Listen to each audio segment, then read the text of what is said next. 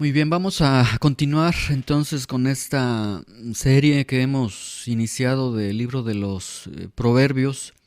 Estamos ya en el capítulo número 3 y vamos a recordar un poco lo que hemos visto a partir de que nosotros entramos al capítulo número 3. El tema que hemos titulado ha sido las exhortaciones a la obediencia. Hoy serán las exhortaciones a la obediencia parte 3. Y lo que nosotros vimos fue lo siguiente. Primero vimos de varias exhortaciones extraído de este capítulo número 3. De hecho, el capítulo número 3 dice al inicio exhortación a la obediencia. En algunas Biblias aparece ese encabezado. Y de aquí hemos sacado varias exhortaciones. Hemos aclarado que la exhortación no significa una invitación o algo así muy tenue, sino que una exhortación es una orden, de hecho, y se da la orden para realizar estos puntos que tenemos en cada uno de las exhortaciones que nosotros hemos visto. Vimos, por ejemplo, la exhortación a memorizar la palabra de Dios y a obedecer la palabra de Dios. Proverbios capítulo 3, versículo 1. Hijo mío, no te olvides de mi ley y tu corazón guarde mis mandamientos. Esto ya lo explicamos en la primera enseñanza de estas exhortaciones a la obediencia. Es la memorización entonces de la palabra de Dios y obedecer la palabra de Dios. Vimos también Proverbios capítulo 3 versículo 3 dice, nunca se aparten de ti la misericordia y la verdad, átalas a tu cuello, escríbelas en la tabla de tu corazón. Y aquí nosotros veíamos que entonces el amor leal, el amor fiel hacia Dios y las verdades de Dios que nunca se aparten de nosotros. ¿Cómo es que no se van a apartar de nosotros? Porque las vamos a escribir en la tabla de nuestro corazón, es decir, nos hablaba de un aspecto interno, desde el capítulo, de hecho desde el capítulo 2, desde el capítulo 1 hemos visto que hemos de ser llenos de la palabra de Dios, llenos nuestra mente, nuestro corazón de la palabra de Dios. Entonces, ¿cómo las escribimos en la tabla de nuestro corazón? Las escribimos precisamente cuando nos llenamos de la palabra de Dios. Cuando la palabra de Dios está dentro de nosotros, estamos saturados de la palabra. Y luego aquí, átalas a tu cuello, habíamos mencionado que tiene que ver ya en un aspecto externo. Aquí ya entonces nos habla de la conducta. Entonces somos llenos de la palabra de Dios primero y luego esto lo trasladamos a la conducta que se va a ir, veíamos en la enseñanza anterior que la llenura de la palabra de Dios en nuestras vidas va a provocar que incluso nuestra conducta va a ser afectada y nos vamos a estar amoldando a esa palabra precisamente de la que estamos llenos. Vimos también Proverbios capítulo 3 versículo 5, fíate del Señor de todo tu corazón y no te apoyes en tu propia prudencia. Ya habíamos aquí explicado que el fiarse plenamente del Señor de todo nuestro corazón, habíamos explicado, ¿y qué hay en nuestro corazón? En nuestro corazón está precisamente la palabra de Dios, entonces realmente confía plenamente en la palabra de Dios, confía en lo que Dios dice en su palabra y no confíes en tu propio entendimiento, no confíes en tus propias ideas. Tú no eres más sabio que Dios, no confíes en que, bueno, yo creo que si le hago de esta forma va a resultar mejor, no. Confía plenamente en lo que Dios dice en su palabra y no confíes en tu propio entendimiento. Vimos también otra exhortación, Proverbios capítulo 3, versículo 6, reconócelo en todos tus caminos y Él enderezará tus veredas, ¿sí? Y aquí habíamos comentado que Dios esté en primer lugar en nuestras vidas. Jesús dice en Mateo 6:33, busca el reino de los cielos y su justicia primeramente, que Dios esté primeramente en nuestras vidas. Y cuando Dios está en el primer lugar en nuestras vidas, entonces Dios puede guiar y de hecho Dios estará guiando nuestras vidas. O sea, que si alguien no tiene a Dios en primer lugar, pues Dios no estaría guiando esa vida porque entonces no se está sujetando a esa dirección que Dios está dando. Vimos otra exhortación que fue en Proverbios capítulo 3, versículo 7. No seas sabio en tu propia opinión, teme al Señor y apártate del mal.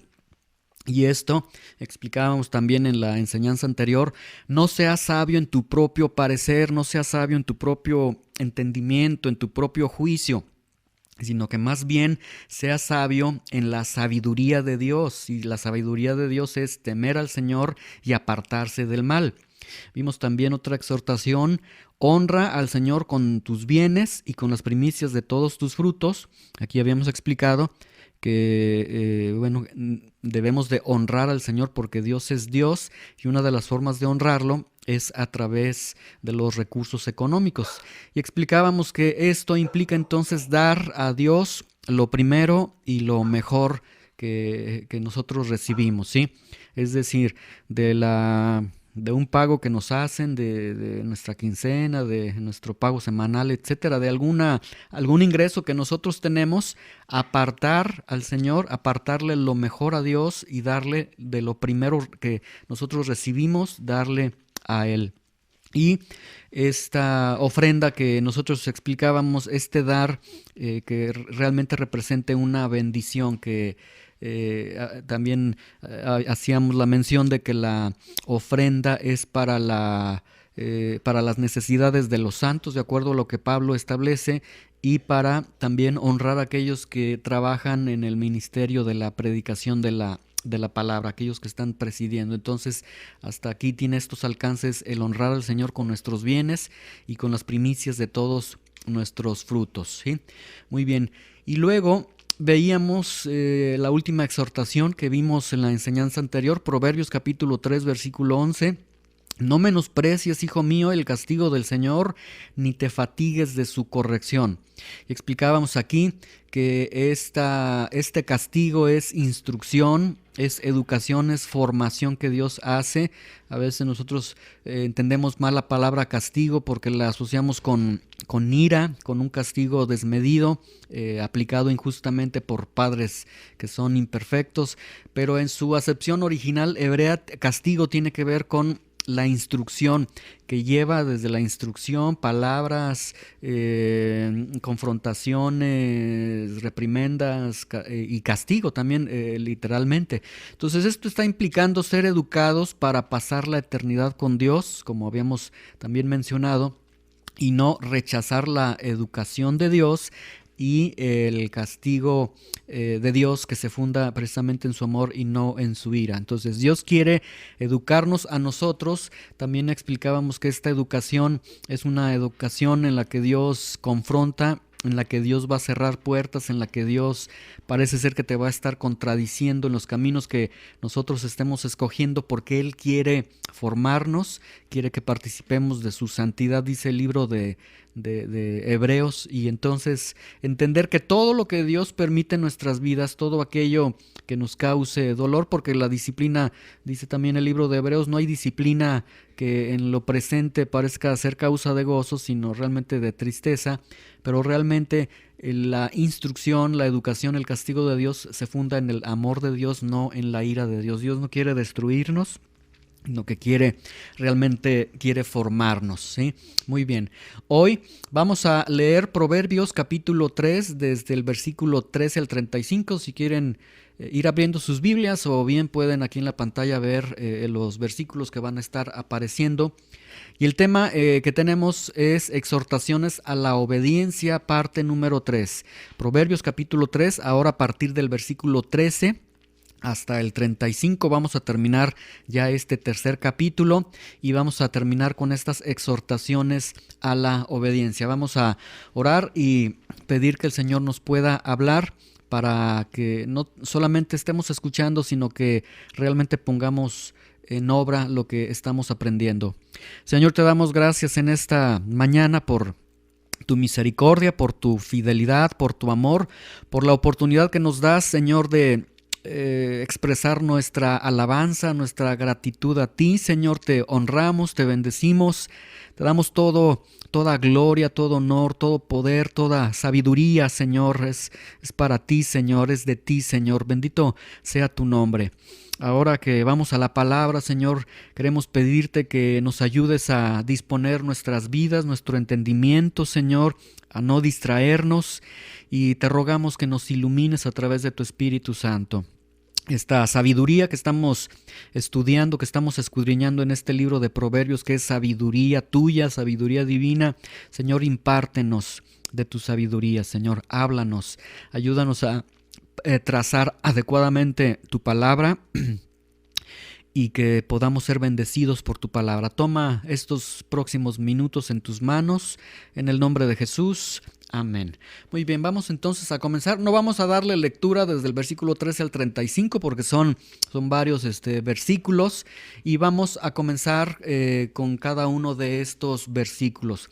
Las exhortaciones que dimos anteriormente, que fueron que fueron ya 7 exhortaciones, lo expresé para que bajo este escenario, bajo este contexto, nosotros arribemos a las siguientes exhortaciones que tenemos para finalizar este capítulo. Y de hecho, la siguiente exhortación no aparece, sino aparecerá hasta que yo les indique, porque ahorita parece que el autor quiere hablarnos acerca de la sabiduría de Dios, de la bienaventuranza de obtener la sabiduría de Dios, y vamos a ver este desglose. Proverbios capítulo 3, versículo 13 dice: bienaventurado el hombre que halla la sabiduría y que obtiene la inteligencia. Aquí el autor nos está presentando 3 aspectos. Número 1, nos está presentando una bienaventuranza. Nos está hablando de hallar, lo cual implica una búsqueda, y nos está hablando de obtener. El primero de ellos, bienaventurado, habíamos nosotros ya mencionado en la sesión anterior que la palabra bienaventurado aquí en el original hebreo tiene que ver o describe a una persona en la que se han derramado múltiples bendiciones. Por lo tanto, es una persona que es sumamente feliz, una persona que es sumamente dichosa. Entonces, aquí nos está diciendo: feliz, dichoso el hombre que halla la sabiduría y que obtiene la inteligencia. La palabra hallar en su acepción original, matja, significa alcanzar, pero a través de un esfuerzo, esforzarse para alcanzar algo, pagar el precio para alcanzar algo.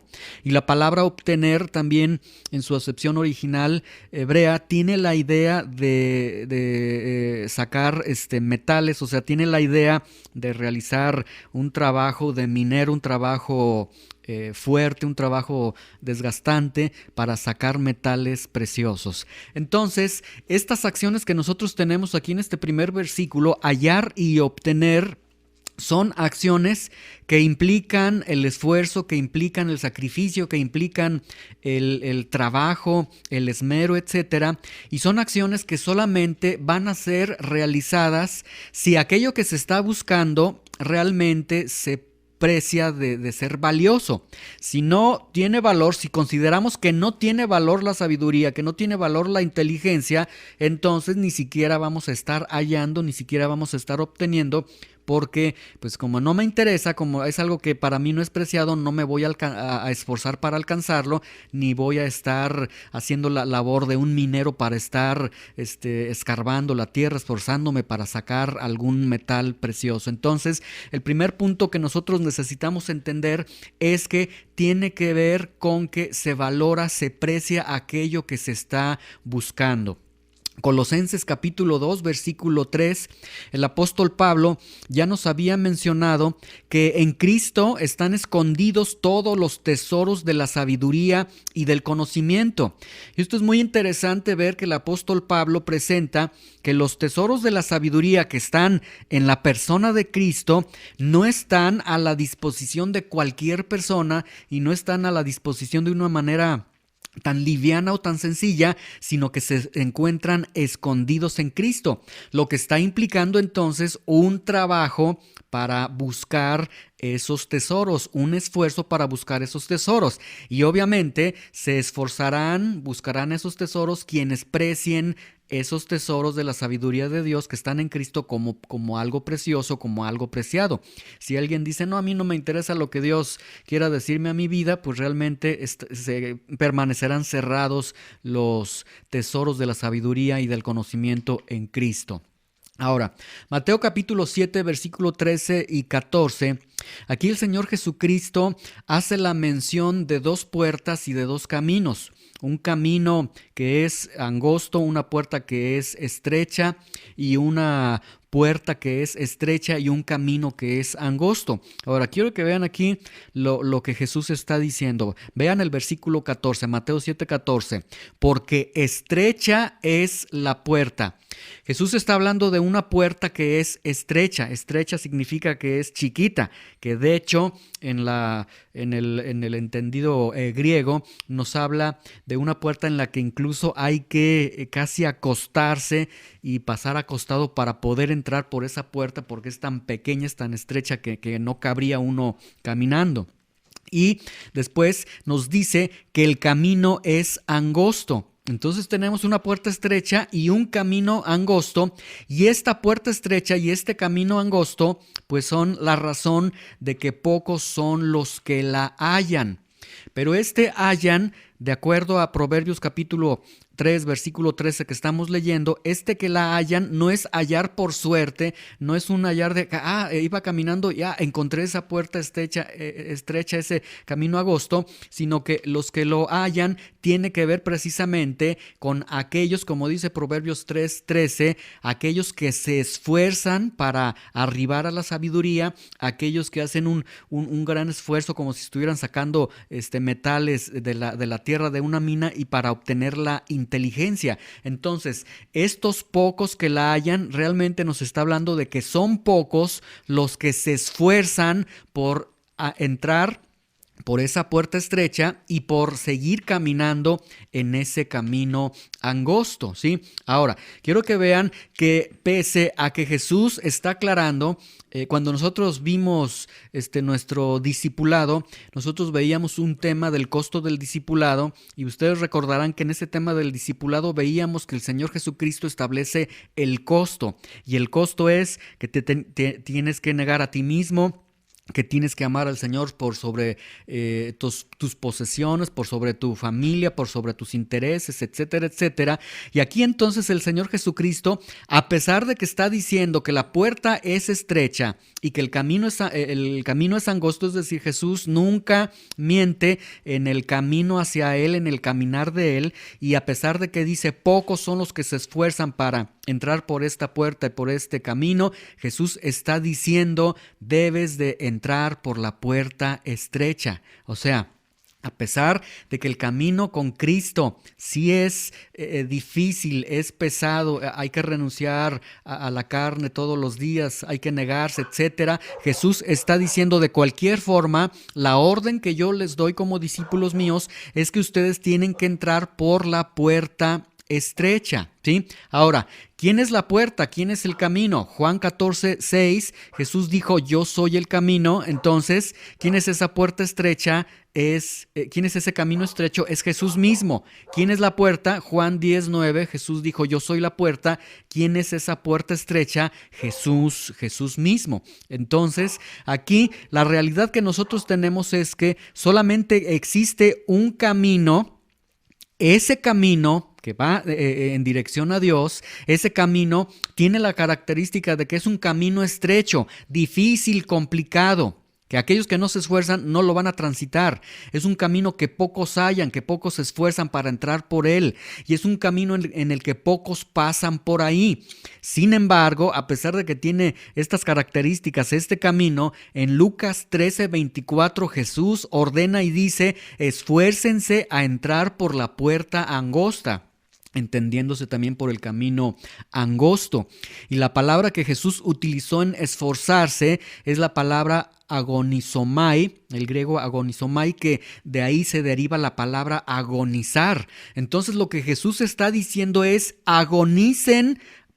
Si es necesario agonizar, agonicen al entrar, al permanecer en el camino que es Él, en la puerta que es Él. Entonces se entra en esta puerta, en este camino que es Cristo, y en Cristo se encuentran los tesoros de la sabiduría y del conocimiento, y se permanece en ese camino, en esa puerta, esforzándose siempre, ¿sí? Entonces, aquí el punto es que Dios está ordenando que debemos entrar por la puerta o por este camino estrecho, que no nos quejemos de que el camino o la puerta es complicada, es difícil, que no preguntemos por qué no otros, por qué no entran otros, por qué ellos no se esfuerzan, no, sino que tú entres y que tú te esfuerces, ¿sí? Y un dato muy interesante, si no se camina en este camino angosto, en este camino en este camino estrecho, perdón, en esta puerta estrecha, el otro camino es angosto, es espacioso. Ahora, estas dos puertas, estos dos caminos que Jesús ha presentado, se dirigen a una eternidad. O sea, en cualquiera de los dos puedes tener una vida muy placentera, una vida sin esfuerzo, etcétera, pero cualquier tipo de vida que tú estés llevando, cualquier camino que tú estés transitando, sin duda alguna te va a dirigir a una eternidad. Entonces, Proverbios 3:13, bienaventurado el hombre que halla la sabiduría y que obtiene la inteligencia. Aquí la pregunta que nos podemos nosotros plantear es la siguiente: ¿me estoy esforzando en el camino de Dios? Ahora, si no hay esfuerzo, y esto analicémoslo realmente nosotros en nuestros corazones, si no hay esfuerzo en nuestras vidas, es probable que ni siquiera estemos en el camino angosto, quizás estamos en el camino ancho, porque Jesús ha descrito que el camino angosto pocos lo hallan, pocos se están esforzando por caminar ahí. Entonces, otro punto que podemos entender es que si no hay esfuerzo en nuestras vidas, no podemos arribar a la sabiduría de Dios. Ya hemos visto en las enseñanzas anteriores, cuando comenzamos esta serie, la sabiduría de Dios está a la disposición de todo aquel que quiera, pero si no hay un esfuerzo, si no hay una dedicación, si no se paga el precio de ir a la palabra de Dios, no vamos a estar arribando a la sabiduría de Dios. Entonces, vamos a llevarnos esa pregunta: ¿te estás esforzando? ¿Me estoy esforzando en el camino de Dios? Y si tú dices, no, pues es que realmente mi caminar en Cristo es muy sencillo. Cuando yo quiero me congrego, cuando yo quiero leo la Biblia, cuando yo quiero y puedo, sí busco a Dios, y cuando estoy triste, cuando estoy ocupado, cuando me llaman para una fiesta, cuando me llaman los amigos, cuando tengo que ver algo para mí, etcétera, ahí pues realmente no estoy para Dios. Bueno, si es así, entonces debemos de analizarlo, porque bienaventurado el hombre que halla la sabiduría y obtiene la inteligencia. Es a través de pagar un precio, de estar fieles a Dios. Recuerden que la misericordia y la verdad no se aparten de ti. Ese amor leal a Dios, esa fidelidad, no se aparten de ti. En los momentos buenos, en los momentos que tienes ganas, en los momentos que no tienes deseos, estar buscando a Dios, y eso te hará un hombre bienaventurado. Es lo que Dios está prometiendo, ¿sí? Las cosas que nosotros tenemos son pasajeras, te van a dar placer, te van a dar alegría por un momento mientras dura aquel evento, aquella acción que tú estás realizando, pero Dios está prometiendo dicha felicidad cuando te esfuerzas para buscar la sabiduría de Dios. Ahora vamos a Proverbios 3:14. Después que una persona entonces busca la sabiduría de Dios, se esfuerza, paga un precio, es fiel a buscar al Señor, a buscar su sabiduría, versículo 14 dice: porque su ganancia es mejor que la ganancia de la plata, y sus frutos más que el oro fino. Y aquí tenemos dos grandes verdades. Primero, no hay esfuerzo en Cristo para abrazar la sabiduría de Dios que no sea recompensado. Dios lo está prometiendo, ¿sí? Si tú buscas la sabiduría de Dios, si tú te esfuerzas por buscar a Dios, no importa el nivel intelectual que nosotros tengamos, no importa que no entendemos, no importa que seamos torpes para las personas o que realmente nosotros nos percibimos, es que no tengo muchos atributos, muchas cualidades. No importa. Si tú te esfuerzas, Dios se compromete en bendecirte con su sabiduría. Santiago 1:5 dice que si alguien no tiene sabiduría, que se la pida a Dios, y Dios sin reproche, es decir, hace el énfasis, Dios con todo gusto le dará la sabiduría de Dios, ¿sí? Mateo 7:8 Jesús prometió y dijo que todo aquel que pida recibe, que todo aquel que busca halla, y todo aquel que llama se le abrirá. Si tú le pides al Señor: ayúdame a ser fiel a ti, Señor. Ayúdame a abrazar tu sabiduría. Ayúdame a encontrar tu sabiduría, tu dirección en mi vida. Tú le pides, Jesús promete, vas a recibir. Tú buscas, Jesús promete, vas a hallar. Y tú llamas, Jesús promete, se te va a abrir la puerta. Pero todo esto está implicando nuevamente el esfuerzo, el estar día a día, la fidelidad de estar buscando al Señor, ¿sí? Y una vez que encuentras entonces esta sabiduría, dice Proverbios 3:14 que sobrepasa toda ganancia que pueda obtenerse de la plata y del oro, porque su ganancia es mejor que la ganancia de la plata y sus frutos más que el oro fino, más que cualquier cosa que puedas obtener.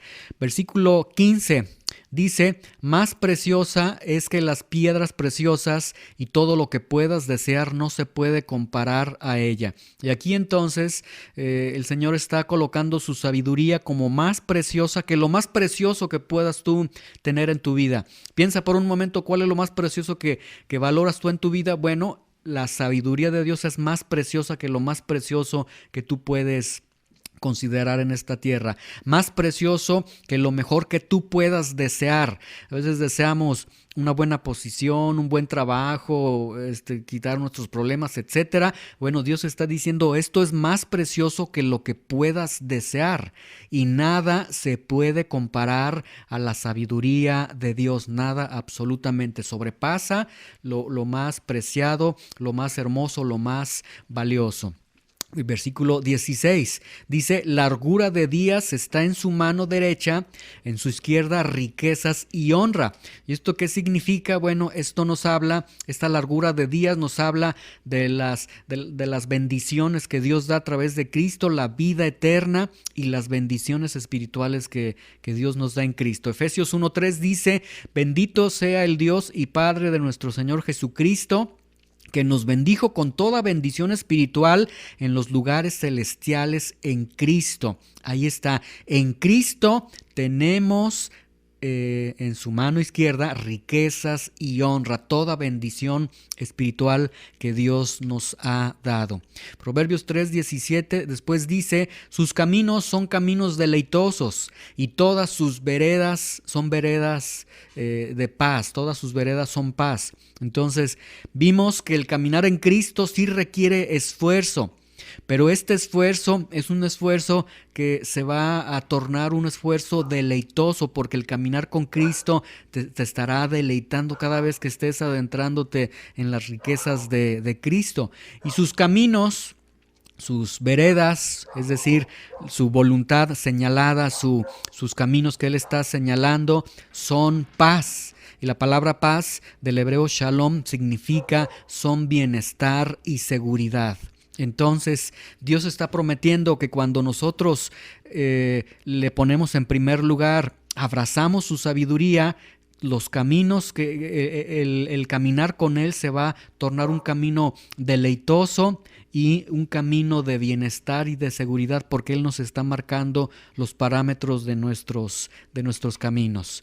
Proverbios 3:18 sigue describiendo estas bellezas, estas bendiciones de aquel bienaventurado que halla y obtiene la sabiduría y la inteligencia. En Proverbios 3:18 ahora dice: ella es árbol, ella es decir, la sabiduría de Dios, ella es árbol de vida a los que de ella echan mano, y bienaventurados son los que la retienen. Y aquí tenemos que se constituye la sabiduría de Dios como un árbol de vida, como un árbol que sus frutos son vida.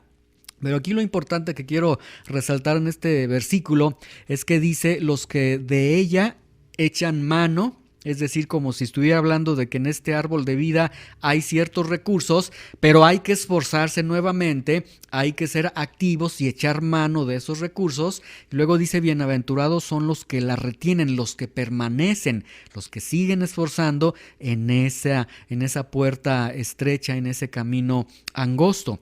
Segundo de Pedro, capítulo 1, versículo 3 y 4.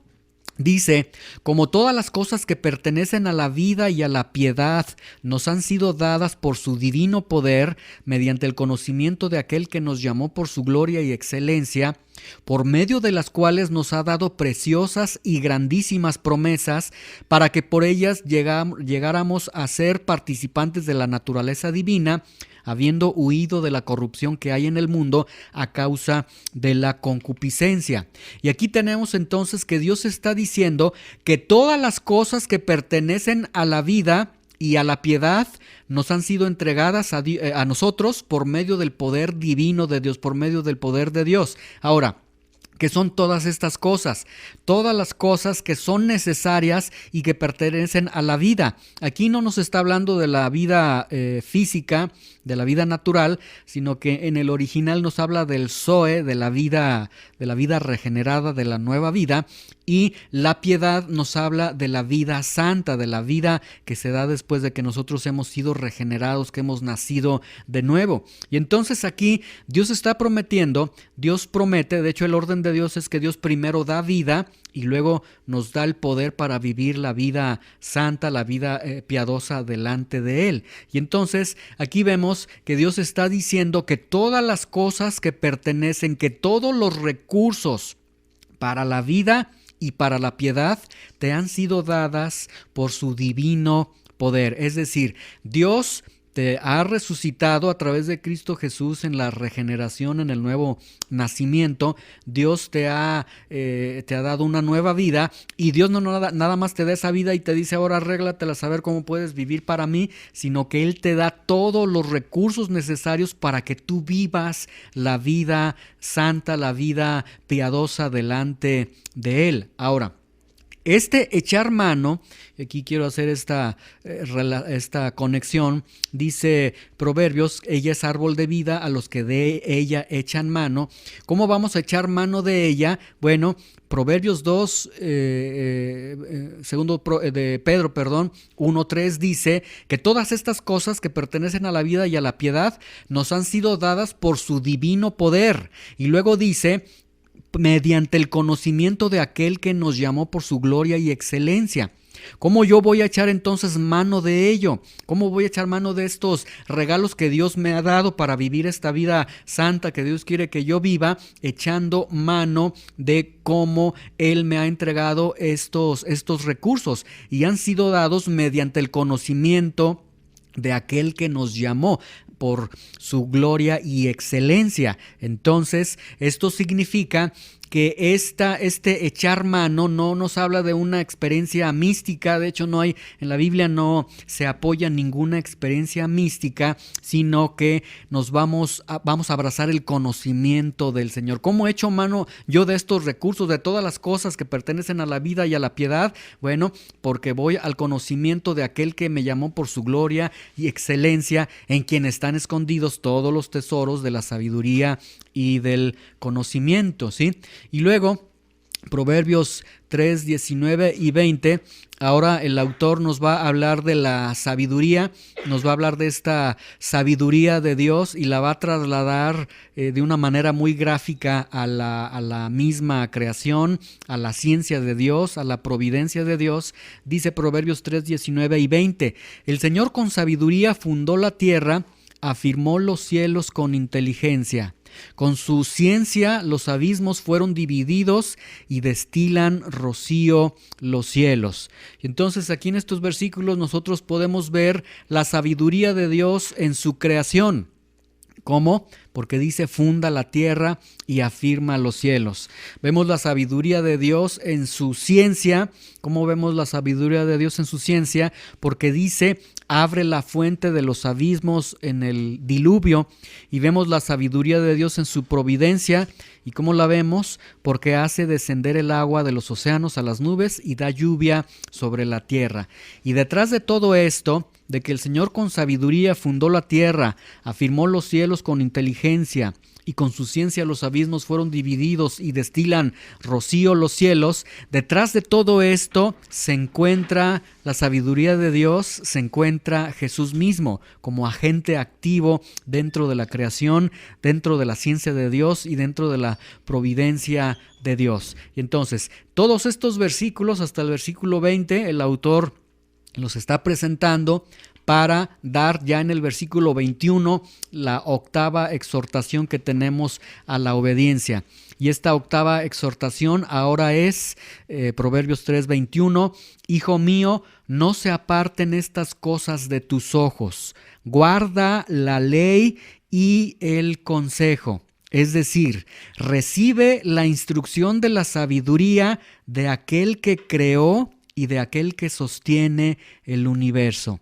Hijo mío, no se aparten estas cosas, todo lo que ha descrito el autor desde el versículo 13 hasta el versículo 20, no se aparten de tus ojos estas cosas, guarda la ley, guarda el consejo, guarda la sabiduría de Dios, es decir, recibe esa instrucción de aquel que tiene el poder, que tuvo el poder para crear todo este universo y que tiene todo el poder y toda la sabiduría para seguir sosteniendo todo este universo. Y si tú retienes, no apartas tus ojos de la verdad de Dios, guardas la ley, guardas el consejo, abrazas la sabiduría de Dios, dice Proverbios 3, 22, 23 y 24, y serán vida a tu alma y gracia a tu cuello. Es decir, habrá vitalidad en tu vida, habrá belleza exterior en tu vida. Luego versículo 23, entonces andarás por tu camino confiadamente y tu pie no tropezará. El Señor te promete que estarás libre de tropezar porque estarás confiadamente y tu pie no tropezará cuando la sabiduría de Dios es abrazada por ti. Versículo 24, cuando te acuestes no tendrás temor, sino que te acostarás y tu sueño será grato. Es decir, el Señor está prometiendo garantía de un buen descanso, sueños sin remordimiento y sueños sin temor. Y entonces lo que tenemos aquí en Proverbios 3, 22, 23 y 24 es que vivir en la sabiduría de Dios proporciona paz mental. De hecho, hasta beneficia en el aspecto anímico, en el aspecto de la paz mental. Hay paz mental cuando estamos delante de Dios, delante de su sabiduría. Luego, Proverbios 3, 25 y 26 sigue diciendo estas bondades de no quitar nuestros ojos de su palabra, de su sabiduría. Dice, no tendrás temor de pavor repentino, ni de la ruina de los impíos. ¿Cuál es la ruina de los impíos? Pues todo aquello que los impíos temen. ¿Qué es lo que temen los impíos? Temen al soborno, al asesinato, a la extorsión, al secuestro, etcétera, etcétera. Entonces dice que tú no tendrás temor del pavor repentino ni de la ruina de los impíos cuando ésta viniere. Luego el versículo 26 nos dice, porque el Señor será tu confianza y Él preservará tu pie de quedar preso. Entonces tenemos todas estas riquezas, todas estas bendiciones cuando estamos abrazando la sabiduría de Dios, y abrazamos esta sabiduría de Dios, como hemos explicado, porque la valoramos, porque es algo preciado para nosotros. Ahora, a partir del versículo 27 y ya para terminar este capítulo, ahora el autor, esta sabiduría que ha descrito de una manera muy hermosa, ahora nos va a hablar de la practicidad de esta sabiduría, de cómo debemos de poner en práctica esta sabiduría que nosotros estamos recibiendo, que estamos reteniendo, en la cual nos estamos esforzando, estamos caminando. Y dice el versículo 27, no te niegues a hacer el bien a quien es debido, cuando tuvieres poder para hacerlo. Primero nos está diciendo el no negarte, siempre hacer el bien a quien es debido cuando se tiene el poder para hacerlo. ¿Y a quién es debido? ¿Quién es exactamente esta persona a quien sí se debe hacerle el bien? Bueno, en el Nuevo Testamento tenemos dos parámetros para saber a quiénes hemos de hacer el bien. En primero de Timoteo 5:8 nos dice que si alguien no provee para su propia familia, niega incluso la fe. Entonces, un primer parámetro que nosotros tenemos para hacer el bien a quien es debido es primeramente en nuestra casa, en nuestra familia. Y luego Gálatas capítulo 6, versículo 10 dice: así que, según tengamos oportunidad, hagamos bien a todos y mayormente a los de la familia de la fe. Y aquí entonces tenemos otro filtro, otra manera de poder distinguir a quién es debido. Ahora nos dice que cuando se tiene la oportunidad, es decir, cuando tienes el recurso para poder hacer el bien a alguna persona en necesidad, hazle bien a todos. Pero dice, pero mayormente a los de la familia de la fe. Entonces, de acuerdo a primero de Timoteo 5:8 y Gálatas 6:10, podemos ver que el hacer el bien a quien es debido es primeramente a los míos, a mi familia, proveer en mi casa, proveer en la casa de Dios, en la iglesia, y proveer después a todo aquel que sea necesitado. Tenemos este orden de acuerdo a lo que la Biblia está presentando, y entonces aquí podemos saber a quién es debido, ¿sí? Ahora, Proverbios 3:28 dice: no le digas a tu prójimo, anda y vuelve y mañana te daré, cuando tienes contigo que darle. ¿Sí? El prójimo, a la luz de la Biblia, a la luz de Lucas 10:29 al 37, es todo aquel necesitado que Dios pone en nuestro camino. Ese es nuestro prójimo. Sea cristiano o no sea cristiano, todo aquel necesitado que Dios pone en nuestro camino. Pero ya vimos en el versículo 27 que a quien es debido, ya vimos este filtro, quien es debido, primero de Timoteo 5:8 y Gálatas 6:10, primero mi casa, luego la iglesia, mis hermanos en la fe, y luego ya todos aquellos a los que yo pueda darles. Entonces, no digas a tu prójimo, no le digas a aquel que tiene necesidad, pues Dios te bendiga y échale ganas, esfuérzate, mañana te voy a dar, cuando tú tienes con qué darle, o sea, cuando sí tienes esa forma de darle. Entonces, aquí en Proverbios 3:28 nos está instruyendo hacia la caridad, hacia el poder ayudar a aquellos que están en necesidad. Proverbios 3:29 dice: no intentes mal contra tu prójimo que habita confiado junto a ti. Es decir, no planifiques mal alguno contra nadie. Lo que la Biblia está diciendo es que un cristiano entonces no planea mal contra nadie en ningún aspecto de su vida, no hace nada malo contra nadie, siempre está ayudando. Bueno, vimos el contexto, versículo 28, está ayudando al prójimo más bien y no está haciendo nada malo al prójimo.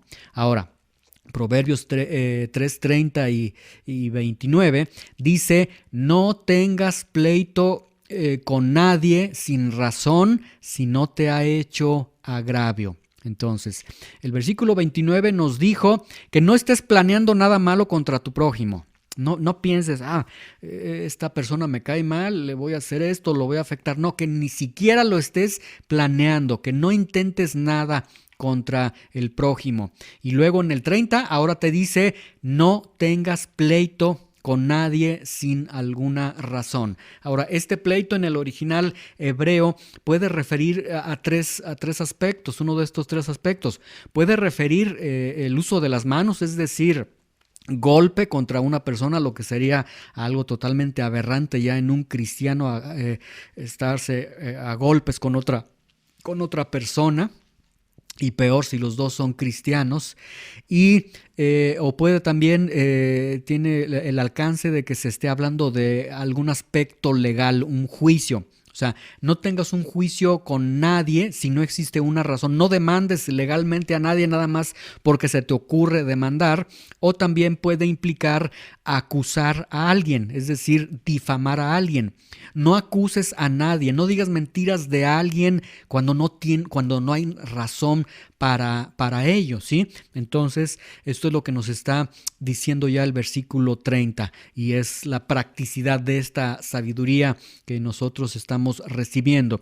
Ahora, a partir del versículo 31, 32 y 33, ya para terminar este capítulo, ahora el autor nos está diciendo, bueno, tú eres distinto a los injustos, eres distinto a aquellos que no tienen la sabiduría de Dios, y dice, no envidies al hombre injusto, no escojas ninguno de sus caminos. Ahora, ¿por qué se envidiaría al hombre injusto? Bueno, el contexto sería que no se envidie al hombre injusto ni escoger los caminos de ellos por el aparente éxito que ellos tienen.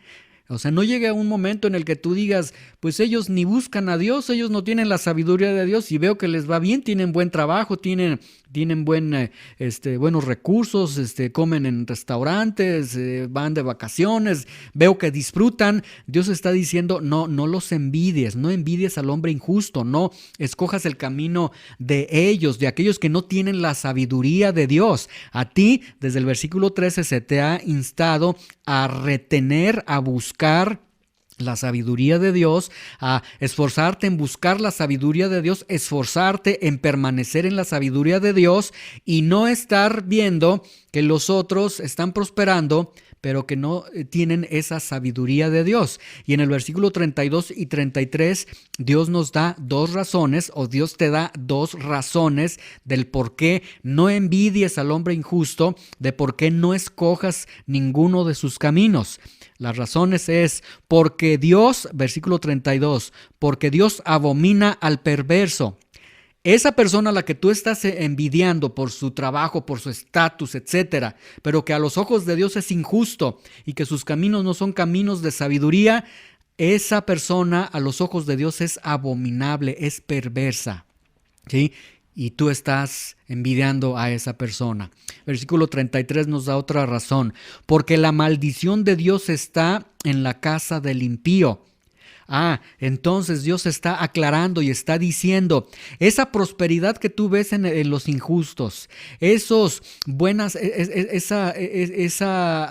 éxito aparente que ves en el injusto, en el hombre de malos caminos, Dios dice, no es mi bendición.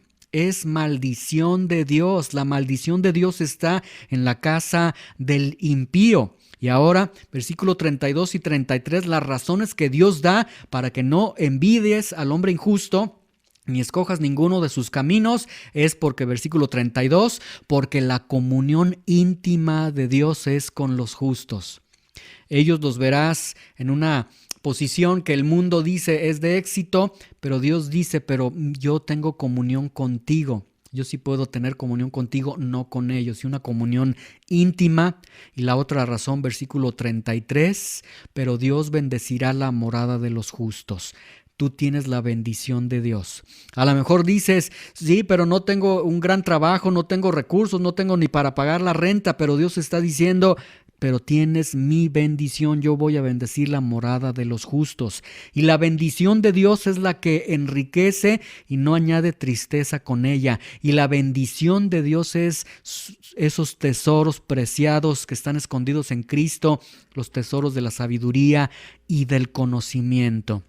¿Cuánto necesitamos nosotros en verdad ver a través de los ojos de Dios, a través de la sabiduría de Dios y poder ver cómo Dios está pues viendo todas las cosas y cómo a los ojos de Dios lo que nosotros a veces vemos como éxito en las personas, Dios lo está viendo como abominación e incluso lo está viendo como maldición de Él para esas personas. Muy bien. Proverbios 3, 34 y 35 dice, ciertamente Dios, Él escarnecerá a los escarnecedores y a los humildes dará gracia. Dios se burlará de aquellos burladores. Todo aquel que el día de hoy se está burlando y está diciendo, yo puedo hacer mi vida como yo quiera, yo no necesito a Dios, yo puedo con Dios, yo cuando quiera camino con Dios, todos estos burladores, Dios dice, ciertamente Él va a burlarse de los burladores, pero ciertamente Él va a dar gracia a los humildes, aquellos que no tienen quizás todos los recursos y que en virtud de que no tienen recursos, Dios les da gracia y su gracia es lo que les sostiene. El apóstol Pablo decía, por su gracia soy lo que soy. Su gracia es lo que nos sostiene. Y versículo 35, los sabios, es decir, los que han abrazado la sabiduría de Dios, los que de acuerdo al contexto desde el capítulo 2 de Proverbios que hemos visto, de aquellos que han ido a la palabra de Dios, que han retenido la palabra de Dios, que han clamado por la sabiduría, han dado su voz a la inteligencia, que claman a Dios por su sabiduría, que están en su palabra, que son fieles a Dios, aquellos, los sabios, que tienen esa sabiduría de Dios, que han sido bendecidos con esa sabiduría de Dios, heredarán honra. Pero los necios llevarán deshonra, ¿sí? Entonces, aquí tenemos una exhortación. De hecho, en todos estos versículos, solamente el autor nos ha dado una exhortación más, la octava exhortación, que es, hijo mío, versículo 21, Proverbios 3:21, hijo mío, no se aparten estas cosas de tus ojos, guarda la ley y el consejo. Y con esta exhortación terminamos este tercer capítulo. Que no se aparten estas cosas de tus ojos. ¿Qué son estas cosas? La sabiduría de Dios. Que no se aparte la sabiduría de Dios de tus ojos, que tus ojos siempre estén viendo a la sabiduría de Dios. Guarda la ley, guarda el consejo. Es decir, recibe la instrucción de la sabiduría de aquel que creó y sostiene el universo, no tu propia sabiduría. Y recibir la instrucción de quien crea el universo y sostiene el universo nos lleva a poner en práctica la sabiduría que nosotros recibimos y también nos lleva a no envidiar al hombre impío ni escoger sus caminos, ¿sí? Delante de Dios, el hombre es más estimado aquel que teme a Dios, aquel que está bajo la sabiduría de Dios, que aquel que puede ser el hombre más rico, más aplaudido en todo el mundo.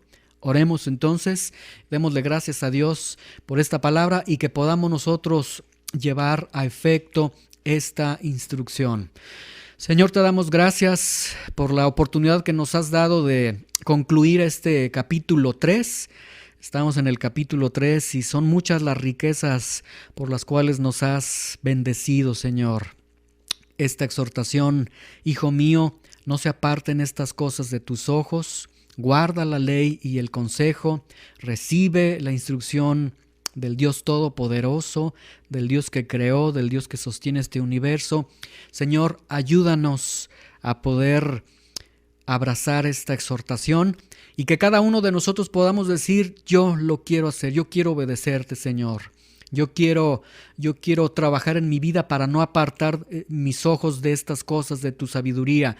Va a requerir de esfuerzo, va a requerir de fidelidad, va a requerir de pagar un precio, va a requerir de que cuando no quiero ir a tu palabra, tengo que ir a tu palabra, va a requerir de que cuando no quiero ni siquiera ir a congregarme, me tengo que congregar, va a requerir de decirle quizás a las personas, si me visita alguien en un día domingo, decirle, discúlpame, hoy no te puedo atender, tengo que ir a una reunión con el Señor, con mis hermanos, va a requerir de priorizar en mi vida, Señor, y ayúdanos a poder ser obedientes, a no apartar nuestros ojos de tu sabiduría, a guardar tu sabiduría, tu ley, tu consejo. Y Señor, porque nosotros entendemos y hemos visto, Señor, en tu palabra que los sabios van a heredar honra, Señor. Y como hemos visto, que tú bendecirás la morada, la vida de los justos. Te damos gracias en el nombre de Jesús. Amén.